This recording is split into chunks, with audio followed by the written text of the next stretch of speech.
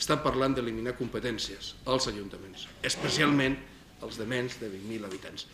Doncs nosaltres hem de reclamar que aquestes competències, també en matèria de polítiques culturals, és la millor gestió que podem fer al servei de la societat, des de la proximitat, des de la singularitat, des de l'especialització, perquè cultura és molt àmplia, però hi ha singularitats, hi ha especialitats, hi ha sensibilitats, també en l'àmbit de la cultura.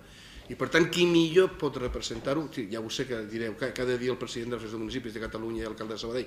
Doncs ho dic no només per aquesta responsabilitat que tingui l'honor d'ostentar, sinó perquè també com ciutadà sé que la singularitat del meu poble, de la meva ciutat, en l'àmbit també cultural, és el que pot reforçar aquesta singularitat i aquesta diversitat. El que vull és que em reconeguin com a administració local propera i millor gestora, amb tot el respecte a l'honorable conseller, millor gestora en molts àmbits de la nostra societat, perquè sabem el que està passant i sabem com donar millor les respostes. El que volem és que es reconeguin econòmicament aquestes responsabilitats. El sistema cultural català té un origen que hauríem de posar-nos, té un origen certament complicat, que crec que seria bo que ens miréssim de posar d'acord sobre el que ha representat, què ha significat i quines contradiccions ha generat.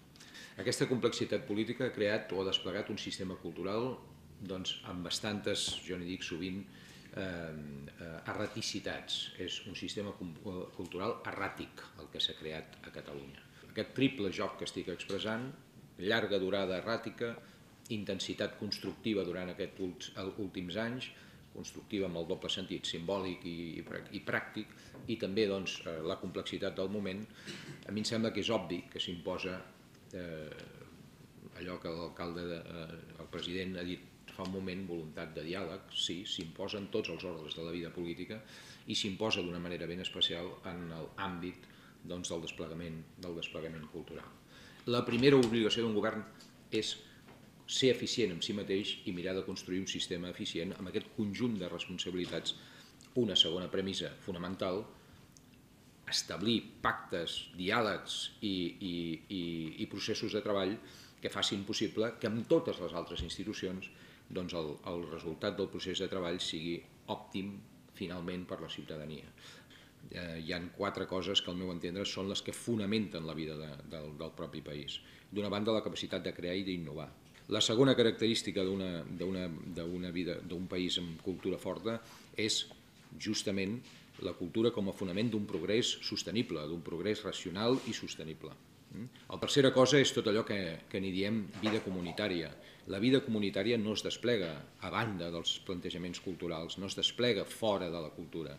El jo i el tu, com interpretes a l'altre, com t'interpretes a tu mateix, com intentes crear mecanismes de convivència en un territori, en una ciutat, bàsicament està fonamentat amb els valors i els principis culturals que una comunitat té. I la quarta qüestió, que finalment sintetitza una mica les altres 3, és allò que solem dir-ne identitat.